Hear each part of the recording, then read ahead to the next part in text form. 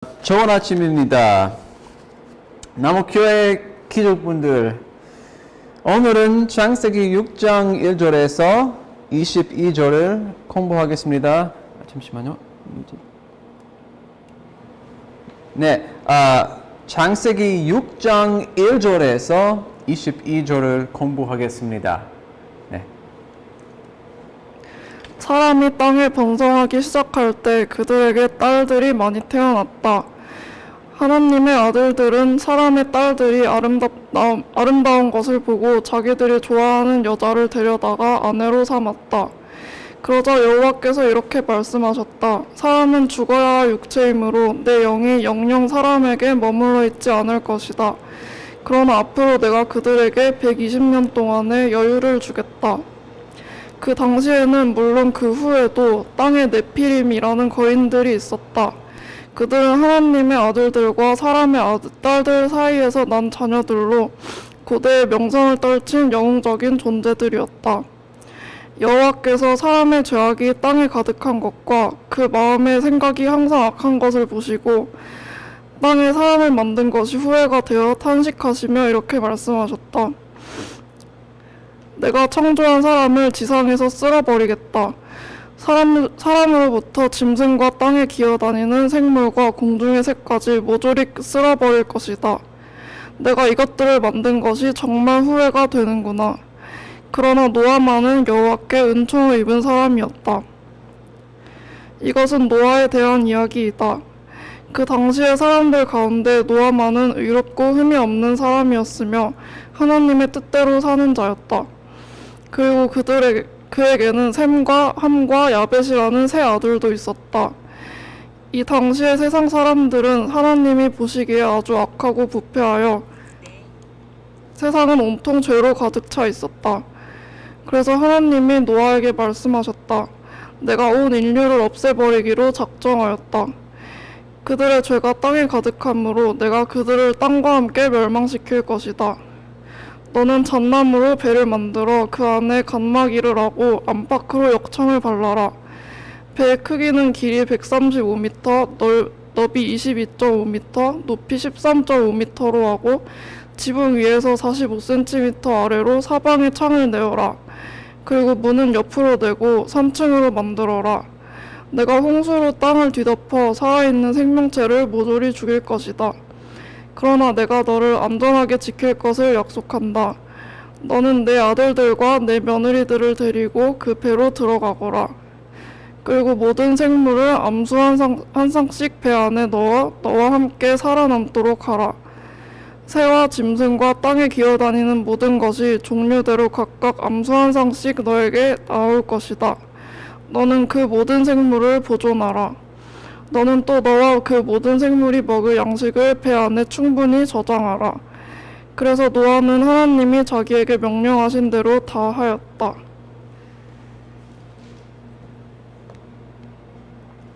네, 감사합니다.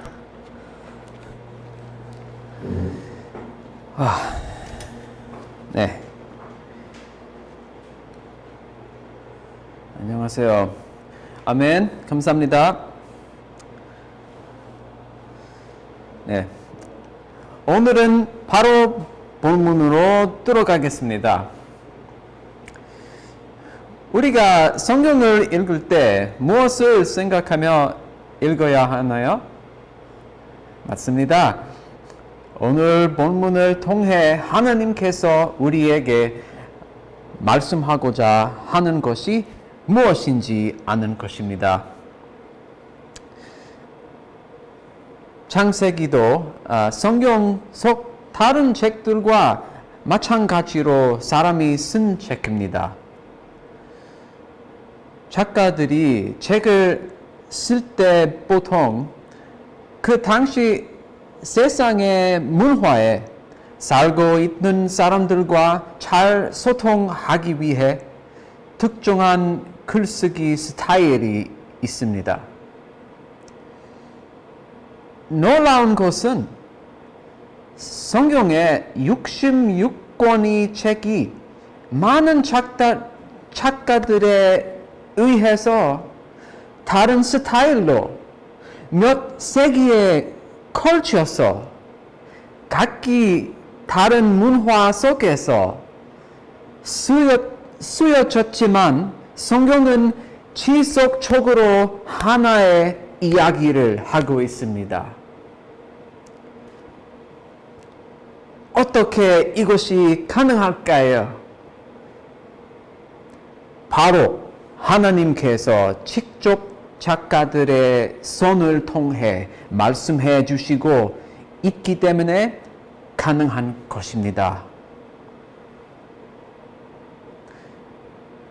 작가들은 완벽하지 않았지만 하나님께서는 이 완벽하지 않은 작가들의 손을 통해 그분의 완벽한 메시지를 들려주고 싶으셨습니다. 바로 이 메시지를 생각하며 성경을 읽어야 합니다. 함께 봅시다. 1절에서 4절까지 하느님의 아들들, 이 사람의 딸들과 결혼하여 아이들을 낳았는데 이 족속을 네피림이라고 불렀습니다. 이들은 또한 영사, 오래된 영웅, 명상의 사람들이라 불렸습니다. 수세기 동안 많은 신학자들은 이 1절에서 4절을 어떻게 생각해야 할지 몰랐습니다. 도대체 하느님의 아들은 누구이고 네피림 족속은 누구인가? 민수기 13장 33절에 나와 있는 것처럼 거인 족속이었을까? 그 다음 절인 5절에서 인간의 사악함에 대해 말하니까 네피림 족속은 사악한 사람들이었을까? 이 부분에 많은 이론들이 있고 조사해볼 만한 자료가 많지만 1절에서 4절을 완벽히 이해하기는 참 어려운 일이고 사실 불필요한 일이라고 생각합니다. 이성을 가진 크리스찬으로서 창세기의 작가가 1절에서 4절을 통해 말하고 싶었던 부분에 동의할 수 없을 수 있기 때문에 5절로 넘어가겠습니다. 창세기 3장에서 5장까지 이어진 인간의 사악함은 6장에서 철정에 이르고 있습니다. 본문에 사람의 악이 세상에 가득했다고 합니다. 이 악이 얼마나 퍼져 있었던지는 그 마음에 품는 생각이 항상 악하기만 했다는 부분에서 알 수 있습니다. 와. 그리고 11절을 봅시다. 세상에 폭력이 난무했다라고 합니다. 아담의 세대에서 노아의 세대에 이르기까지 사람은 전적으로 사악해지고 완전히 폭력적인 상태에 이르렀습니다. 사람의 마음이 사악해지는 것은 참 쉬운 일이 아닐 수 없습니다. 예수 그리스도 없는 삶은 절망적이지 않을 수 없습니다.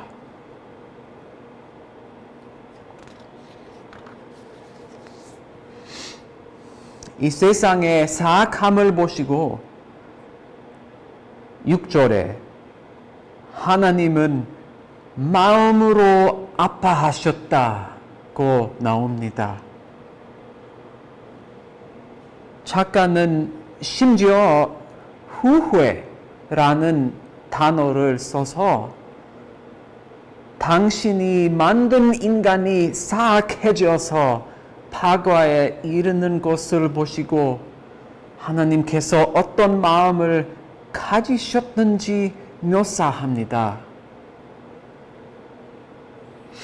물론 하나님께서는 완벽하시고 실수가 없으시기 때문에 본문 속 작가의 묘사는 인간의 타락을 본 하나님의 마음에 심한 고통이 있으셨다는 메시지를 전달하기 위한 표현 방법일 뿐이지만 우리를 사랑하시기 때문에 마음이 아프셨던 것은 사실입니다.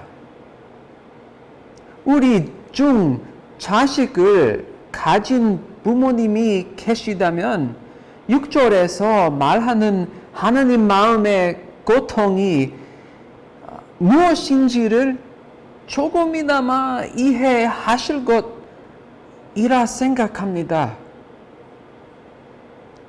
우리 자식이 부모의 사랑과 지도를 거절하고 자신이 인생을 바꿔야 할 수 있는 선택을 한다면 부모의 마음은 참 고통스럽습니다. 그렇다면 너무나 사랑해서 당신의 순교를 넣어 만든 자식들이 그것도 모든 자식들이 적극적으로 하나님을 거절하고 스스로가 선택한 파괴에 이르는 상상을 해보세요. 그래서 하나님께서는 이 사악함의 심판을 선고하십니다. 7절, 13절, 17절에서 하나님께서 만드신 세상의 모든 생명을 멸절하시겠다고 하십니다. 이 부분 때문에 많은 사람들은 어떻게 사랑의 하나님이 이런 벌을 주실 수 있을까 고심합니다. 사랑의 하나님이라면 용서해 주셔야 하지 않을까? 애초에 왜 악이 존재하게 하셨을까? 앞서 공부한 본문을 예로 들자면 왜 뱀이 아담과 이브를 유혹하게 내버려 두셨을까? 혹은 카인이 아벨을 죽이기 전에 왜 하나님께서 직접 멈추시지 않으셨을까? 또는 왜 나를 벌하실까? 누구나 실수할 수 있잖아. 하나님은 진짜 사랑의 하나님이실까? 코로나를 왜 허락하셨을까? 전쟁과 학살은 왜 멈추지 않으셨을까? 참 깊은 질문입니다. 만약 이 부분에 대해 더 깊이 이야기해보고 싶으신 분들은 언제든지 저에게 말씀해 주세요. 하나님께서는 이러한 질문에 분명 답해 주시기 때문입니다. 그렇지만 오늘은 사람의 죄와 사악함이 하느님의 심판을 얻었다는 핵심 사실을 말하고 싶습니다. 하나님은 의로우신 재판관이시고 악을 정의롭게 벌하십니다. 창세기 6장에는 성경 어디서도 볼 수 없는 죄악으로 사악한 인간을 볼 수 있습니다. 그렇다면 이야기 속 하느님의 극단적인 심판에 우리가 그저 무서워해야 할까요? 본문 후반부를 봅시다. 전반부와 중반부의 인간의 사악함과 하느님의 심판이 나오지만 후반부에는 무엇이 나옵니까? 하느님의 자비입니다. 7절에서 세상을 심판하시지만 8절에서는 무엇이 나오나요? 노아만 하나님께 은혜를 입었습니다. 9절에서는 노아는 의로운 사람으로 그 당시 하나님과 동행하는 완전한 사람으로 인간은 역사상 가장 어두운 곳에 있었지만 하나님께서는 의로운 사람 단 한 명을 남겨 놓으십니다. 13절에 노아에게 곧 올 심판에 대해 알려주시면서 그 다음 절에 노아와 그의 가족들이 살 수 있는 배를 만드는 방법을 알려주십니다. 노아에게 정확한 지시를 하시고 노아와 그의 자손들에게 언약을 세우실 것이라 약속하십니다. 6장 나머지 부분은 노아와 노아의 가족에 부으시는 하느님의 은혜와 앞으로 올 심판에서 구원받을 수 있는 방법을 대비해 주십니다. 이것이 바로 사람을 멸망시키는 하느님이 과연 사랑의 하느님일까? 라는 질문의 대답입니다.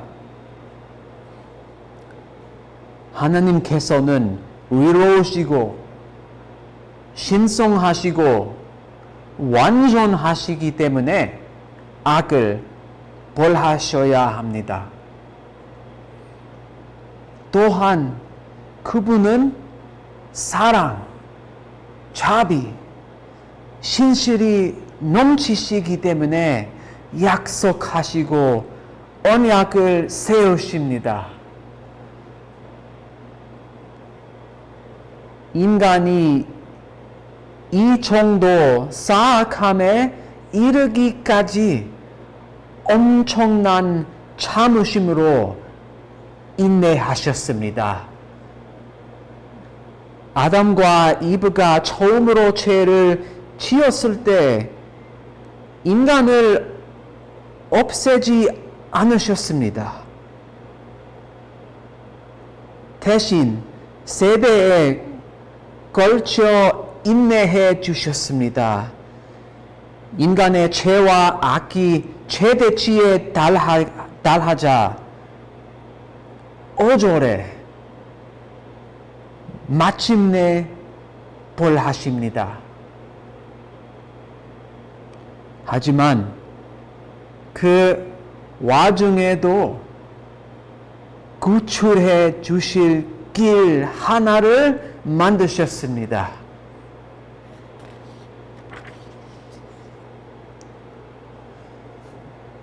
인간이 하나님께 대항하고 죄를 벌하시지만 또한 자비로우시고 희망을 주시는 하나님. 이 패턴이 무엇입니까?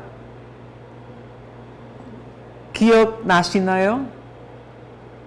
창세기 전체에 깔려있는 패턴입니다.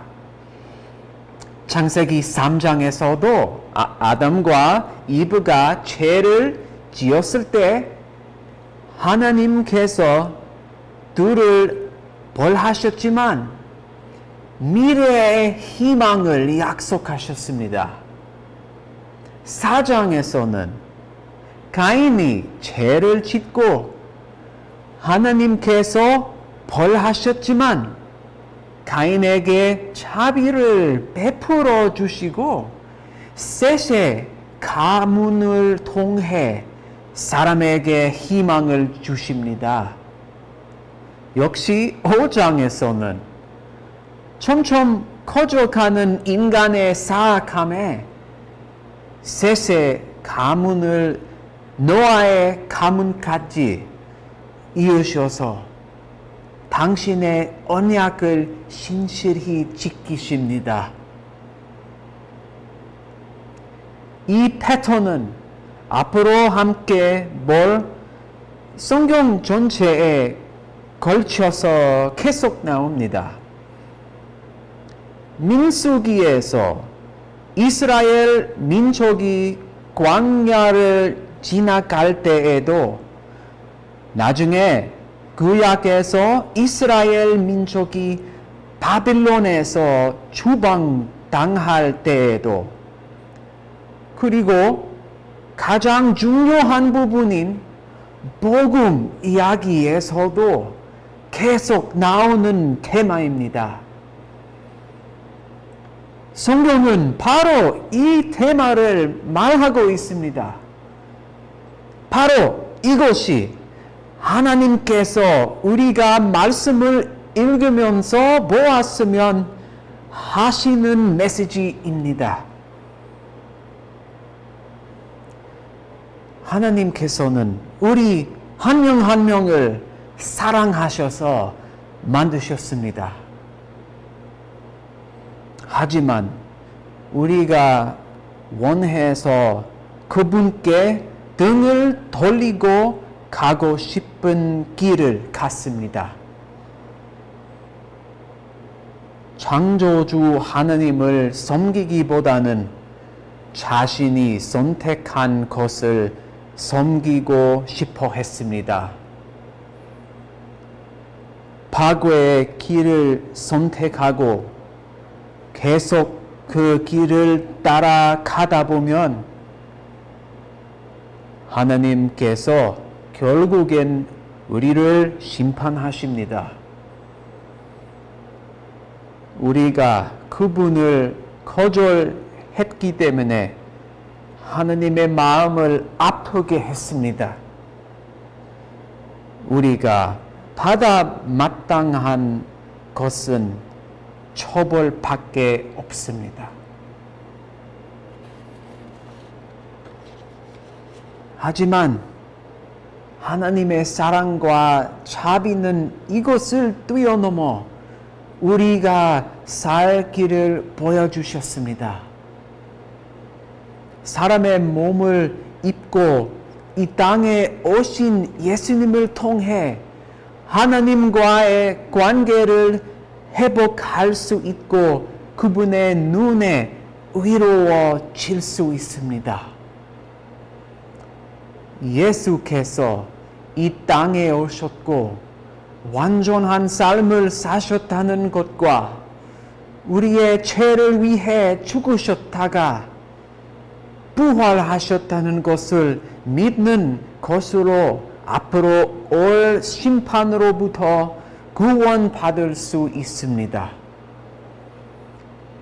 하나님의 가족으로 회복되고 다시 하나님의 아들, 달로 돌아가는 것입니다. 진정한 치유는 예수님만을 통해 가능합니다. 그분만을 통해 진정으로 용서받을 수 있습니다. 그리고 그분만을 통해 진정으로 만족할 수 있습니다. 아직 하나님께 돌아가시지 못한 분이 계시다면 오늘 당신의 이름을 부르십니다. 미루어왔던 결정을 내리라고 하십니다. 인생에 이것보다 더 중요한 결정은 없습니다. 하나님께로 오늘 돌아오세요. 아멘. 네. 질문 있습니다.